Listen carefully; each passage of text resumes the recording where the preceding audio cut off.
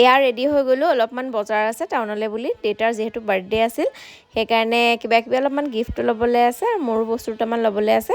ব'লক আজি বাৰ্থডেনো কেনেকৈ চেলিব্ৰেট কৰিলোঁ চাওঁ। আপোনালোকে মিনি ব্লগবিলাক খুব চাই বাৰু, ভাল লাগে, সেইকাৰণে ভাবিলোঁ এটা মোৰো মিনি ব্লগ দিওঁ আৰু বাৰ্থডে দিনা বুলি। ইফালে তেনেকৈ গৈ অহালৈকেতো গধূলি হৈ গ'ল আৰু এইফালে আমাৰ নিৰ্মল আহি গ'ল, নিৰ্মলে খানা বনাই আছে। আৰু এয়া আছিলে বৃহস্পতিবাৰে যিহেতু আমাৰ ভেজ চলে সেইকাৰণে এয়া দেখিছে নহয় ফুলা ফুলা লুচি ফটোৰে টাইপ বনাইছিলে।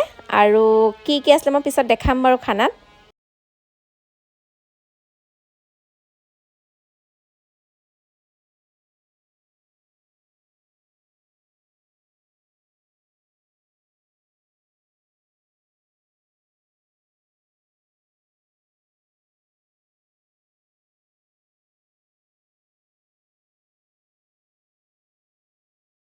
আৰু এইফালে এয়া ৰেডি হৈ গ'ল চলে ভটোৰে, আৰু লগতে আছিলে পনীৰ, আচাৰ, মিঠাই তেনেকৈ আছিলে।